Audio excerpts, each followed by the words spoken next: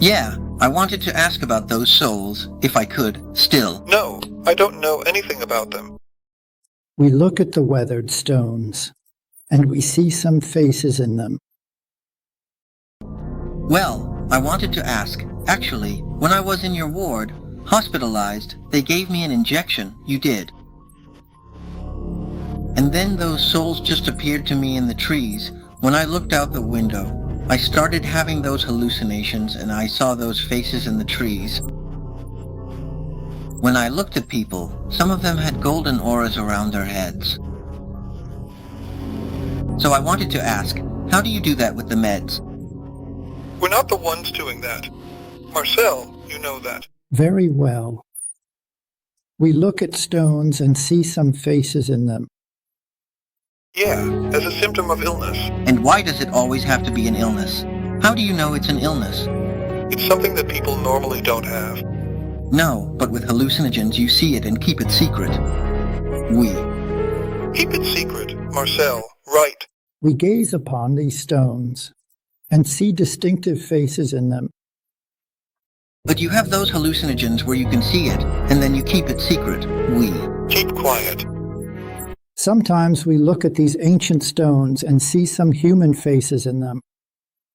Where you can see it, and then you keep it secret. We keep it secret, Marcel, right. Take care. It was nice to hear from you. Hang in there, thanks.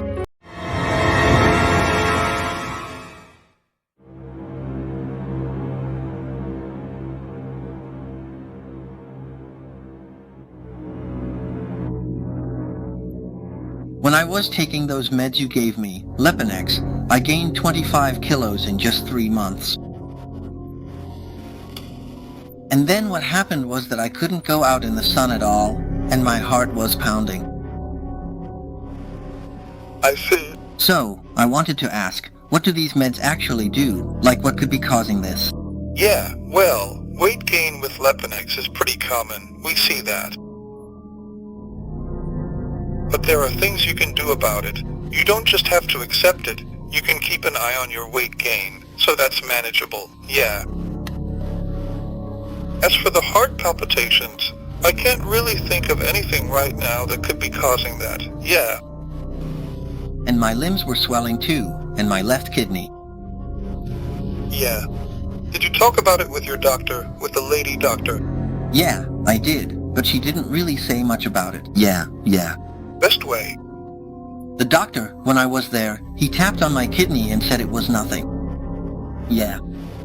We should run some tests to see if it's anything. You're right, it was likely nothing. Yeah, I wanted to ask about those tubes, if I could still do that. No, I don't know anything about them. Well, I actually wanted to ask because when I was in your department, when I was hospitalized, you had something injected into me. And then I started seeing those souls in the trees. When I looked out the window, I began having those hallucinations and saw faces in the trees. When I looked at people, some of them had golden auras around their heads. So I wanted to ask, how do you do that with the medication? We don't do that. Mars, you know that well. I don't know it well. The face hallucinations were the first time in my life I had them. When did you say you had those hallucinations before? I never had them before. They only started for the first time at your place. I can't say anything else about it, as I know no more. Yeah, but that painting of souls, it's hanging there in your ward. Yeah, what you said. That's just some artist. I don't even know where it's from or when it showed up. You don't know where it came from in your ward. Well, that. It's been there longer than I've been there. So it's been there for more than 20 years. That's possible. Yeah, so I also really wanted to ask you, why do you think that the patients who see those faces, why do they insist so much that it's real? Why do you try to convince them that it's actually just their illness? I know very well that you're the one insisting on it. Well, it's not just me, other patients too. It's written everywhere on the internet that when a patient has hallucinations and insists they're real, every psychiatrist says they're not real and that it's all in their head. Well, because when you start taking medication, it goes away, right? So that means there was a symptom that shouldn't have been there. at? My case, it was actually that when I started taking the medication as an injection, that's when it appeared. I'm not quite sure if you remember that correctly. I feel like this could have happened earlier, you know. This was such an unbelievable experience that I remember it very well. And I think that patients who go through this and see it, when you let them out afterwards, a lot of them end up committing suicide. I hope not. Well, I think so, because when you let them out and basically force them to take the meds and tell them it's all just in their head, and then they try to say outside that it's not just in their head, nobody believes them and you end up locking them up again. Lock them up again. And I think you even increase their dosage, so then they're even worse off and even less able to move. For example, I started to stutter on those meds. I completely lost my sense of direction in the city. I couldn't cross the street or turn. I think those patients end up committing suicide, I think. Marcel, that isn't exactly how it is. And I also think there are some patients who can handle it, but there aren't many of them, really. So why do you think patients stop taking their medication on their own? Why do they skip doses? well, that's a complicated question, isn't it? Because they don't believe they're actually ill. Well, I think a lot of them aren't actually sick. That's where we disagree. But we do agree. You know it too. What do you think we mean by that? Well, about those souls, all the things the patients see, about the electricity they know about. Only you're saying that. Others agree. I have a second phone. E.g. electricity. Just a moment. On. No. I'm here. You there? Yeah, of course. You say I'm the only one talking about electricity, but with an EEG you measure electricity in the brain. Well, that's just normal brain activity, right? There's nothing secret about that. But you are measuring electricity, right? Yeah, what's being measured is the brain's electrical activity. Every muscle, every living cell has some kind of activity, right? Electrical activity. Yeah. So, it's not a chemical imbalance then? Well, yeah, but that's a bit different. Marcel, honestly. Well, I think that if patients see it appear somewhere completely different, then it's not in their head. If they see it somewhere else than in their head, that it's not in the patient's heads, doctor. It is. It actually is. And how is it in the head, then? Marcel, I really can't discuss this with you right now. Just a little longer. You don't agree on this. You have your own opinion. I'm not taking that away from you. How could it be that on that medication, I suddenly heard things from far away? Was transmitted through the meds? No. That's not possible. It can't be because of the medication. And... But the doctor told me. Vara, that I'm not the only one, that patients often have this with their face and even with the electricity. Yeah, you're not alone in this, but it's simply a symptom of the illness. The faces. I see. So how can it be a symptom of the illness if I never had it? Not even after I was discharged, and not even. Before. You don't remember having it before? Before what? Before you came to us. I never had that. I've never had that in my life. How can you know that I... Had it. It's definitely not in the records. I didn't come to you because of the faces. I came to you because of a breakup with my girlfriend. Yeah. You gave me the injection there and then I saw what it was actually about. But I don't understand why you psychiatrists made up this thing about telling the public that it's all just in the patients' heads.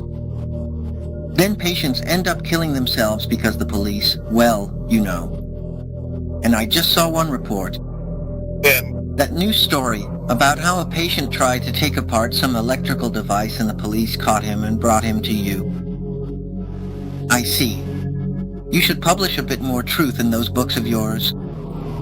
Still, when I was hospitalized with you and I was being questioned in Ward 1 before they admitted me, the psychiatrist kept asking me if I had any energy in it and if I knew anything about it. So why do psychiatrists ask about that? Is that? a symptom, yeah. So why ask that? Yeah. That's a symptom of illness. And why does it always have to be an illness? How do you know it's an illness? It's something that people normally don't have. Well, normally no, but you have those hallucinogens where you can see it, and then you keep it secret. Keep it secret. Thank you. Thank you. Enjoy, bye. Thank you. Goodbye. Thank you. Goodbye.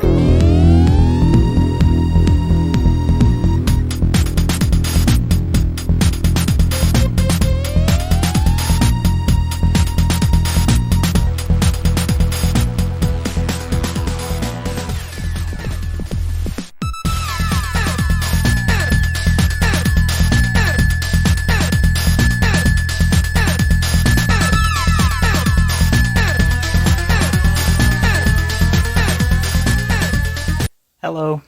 So yes, I actually do see the faces, and when I draw them, I'm seeing them, but I'm making an artistic depiction that's stylized, because it's hard to pin down just how one looks and the other looks, because they move in this really weird, like, flowy, multi-dimensional fashion, and so to actually pin one down and draw it accurately, I probably need like a mathematical program that can like twist and bend objects, which I just don't know how to do yet.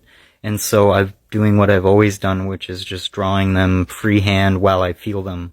That's how I see them. I see them both when I'm drawing, when I'm not drawing, and they are more realistic.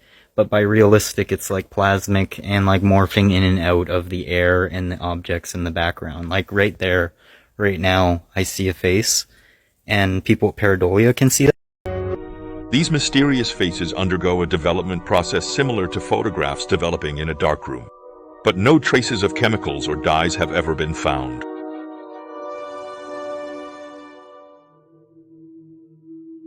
Only God knows why these faces appear to me. Her faith in those faces never faded. Just before she died, she said, I would like them to leave with me, since they've accompanied me throughout my life for so long. That's why I'd like to be in their company even in the afterlife, so that people can see it wasn't a hoax. That what happened here was the truth. It was expected that after her death, the faces would disappear. But something even stranger happened. They appeared on the floor of the neighboring house where Maria was born. It was the cherry on top of her story,